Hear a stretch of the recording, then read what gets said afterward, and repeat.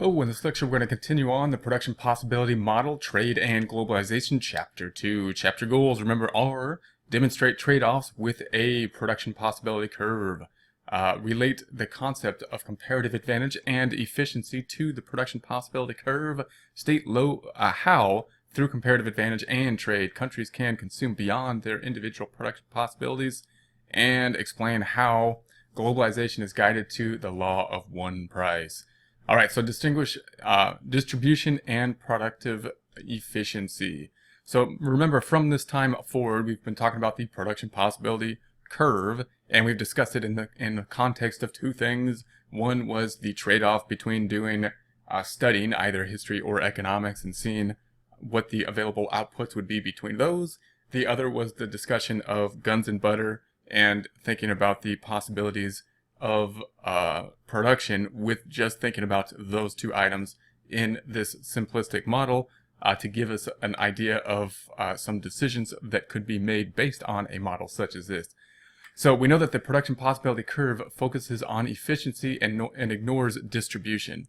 So when we think about the production possibility curve, we've said that, well, if we produce anywhere on the curve, then that is efficient, meaning we're maximizing our amount of inputs to come up with some maximum amount of output. But what we have not done is thought about where on the production possibility frontier might be the best. We need to think about that, and the distribution of that stuff. So we know how to gather the stuff, where we haven't really considered how to distribute the stuff once it has been put together. If a method of production will change income distribution, we cannot determine if that method is efficient or not. So in terms of the distribution, if the method of gaining or producing more stuff changes the amount of the distribution, again, we can't really judge that based on this model of how that would be beneficial or not. Efficiency has meaning when analyzing a particular goal. So clearly, when we think about efficiency, what we've thought about efficiency in terms of till this point are the efficiency of maximizing the inputs to create particular outputs. Obviously, when we think about efficiency, we have to define the goals to determine what would be efficient, and so we need to think about efficiency within that context. In our society, most people prefer more to less, and many policies have relatively small distribution effects. So clearly, we're going to make an assumption to that. And again, people are different. Some people, are content with less and whatnot. But of course, we're going to make the assumption that, there's more desire for things than things to distribute. So trade and comparative advantage. So the production possibility curve is bowed outward because individuals specialize in the production of goods for which they have a comparative advantage. So remember that we're going to try to focus on things in which we have that comparative advantage. For society to produce on its production possibility curve, individuals must produce those goods for which they have a comparative advantage and trade for other goods. So note that a huge advantage that we are going to have is the fact that we have trade. And the fact that we have trade is going to allow us to consume more. So according to Adam Smith, father of economics, humankind's proclivity to trade leads to individuals using their comparative advantage. So basically, trade is what is allowing us to specialize. If we can trade, then we can specialize in what we do best, thereby being really good at what we do best, getting better at it, and still be able to consume the things that we are no longer producing because we're concentrated on one thing. And that allows us as a whole generally to do better. So if we look at a market, specialized, and growth chart here, growth in per capita income during the past 2,000 years. So per capita income, this is very broad, obviously. We're going to start at year 0, and we're going up to 500, 1,015, and 2020. And we're looking at per capita income, meaning income basically per person. If we took the income, divided it by the number of people there, and we get this type of graph. And notice, of course, it's very flat until we get over here, until more modern times, and then it goes up sharply. And in the U.S., we have this kind of notion that we progressively progress in many different ways. You can think of that in many kind of forms of the word, but we expect that over time, oftentimes many people think that things should get progressively better, meaning our kids should have things better than us. They should have more stuff. And especially in terms of technology and whatnot, that has certainly been the case in terms of consuming certain types of things.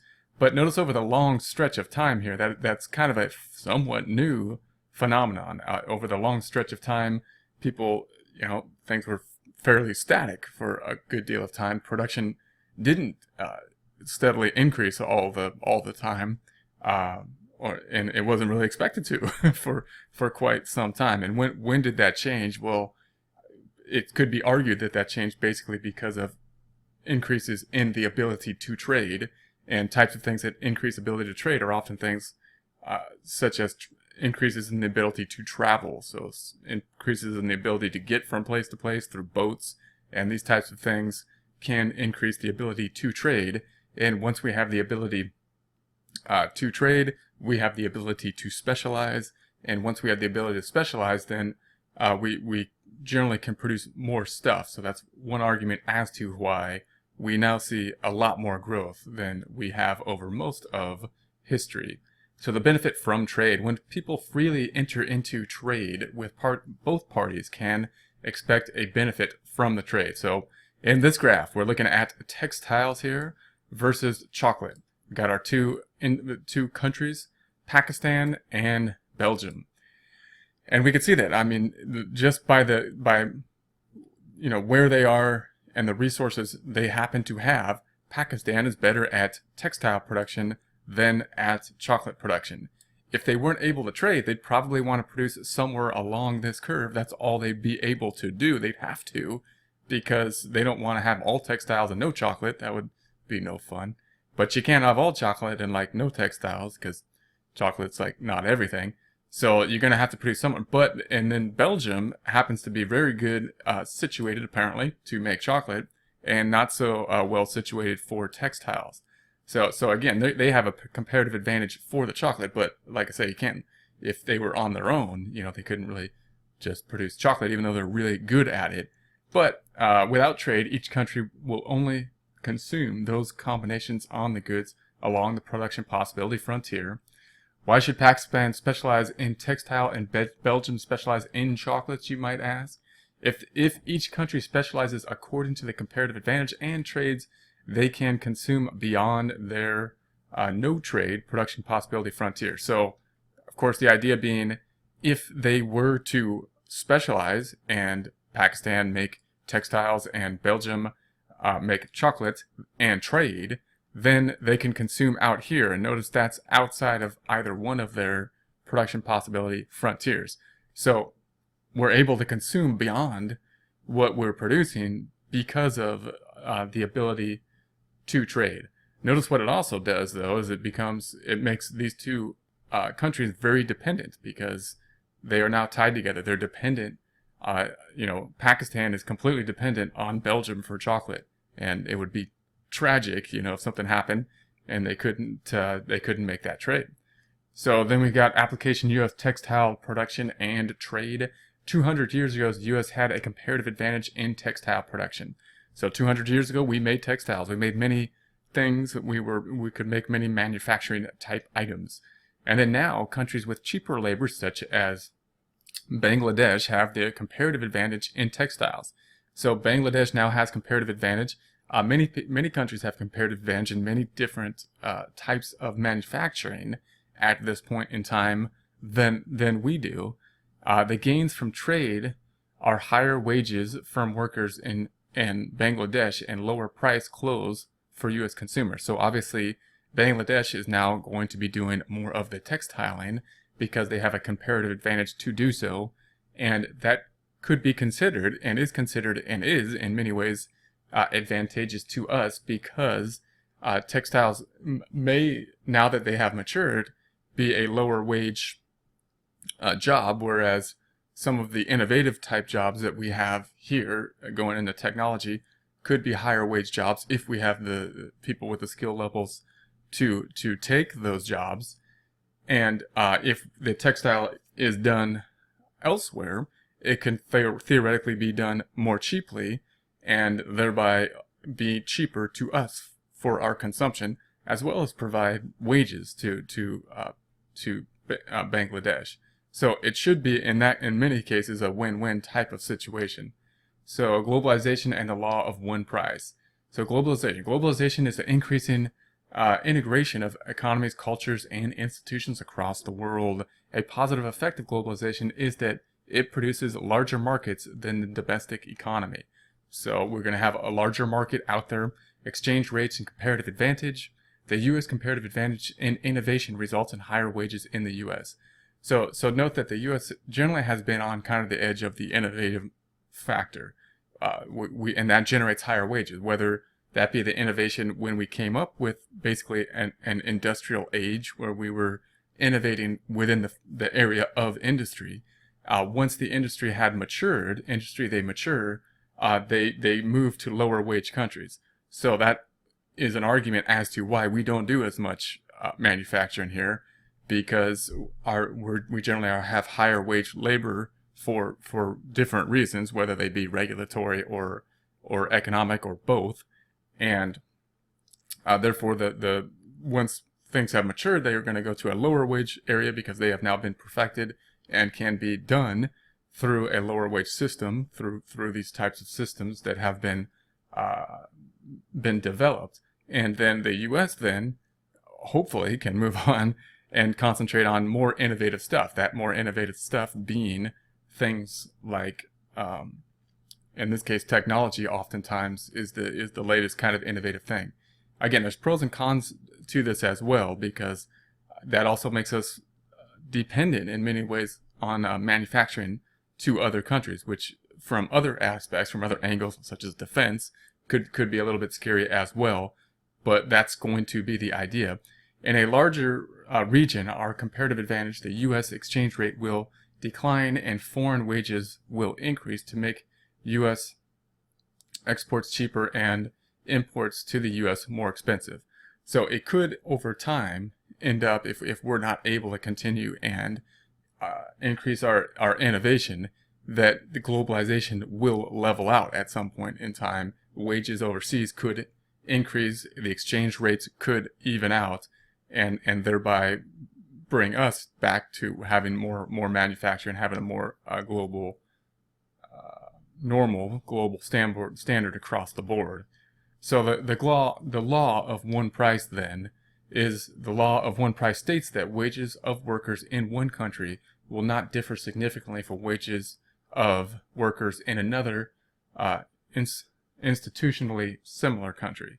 So the idea being that once trade has become very cheap, once we're able to trade and trade globally, and we have participants throughout the world, that things will generally level out, meaning comparative labor for comparative different countries will be similar over time, is the argument. And there could be some guesses. Again, is that good or bad? From the U.S. standpoint, we start to think that could look somewhat scary, given the fact that our wages are higher at this point in time. So if we don't continue on a competitive advantage and we have more trade, then the wages could level out. On the other hand, the idea there's still a long ways to go in terms of maximizing the inputs in order to maximize the output. So many countries that are still developing have a large amount of population that is not involved as well as they could be in the developing, where they're not as efficient in developing, and things like markets and whatnot could add to efficiency. And if these countries were more efficient, then of course they would produce more stuff. And so that if that was the case, if we had markets that were more efficient, then generally there'd be more stuff that would be made, and if more stuffs are made, then there'd be more to distribute. And so it could, in that way, even out in some ways, depending on how things play out. If the U.S. loses its comparative advantage based on technology and institutional structure, U.S. wages will decrease relative to wages in many other countries. So that, of course, is a worry in the U.S. of globalizing, is that right now, of course, we have larger wages, and we've maintained the larger wages all, through innovation throughout history. In a lot of ways, it's been through innovation, and we continue to innovate in some areas. We call it post-industrial at this point, and we're going into technological areas. If we lose that advantage, if we are not more innovative than other countries, then things in a globalized market will generally even out, is the idea.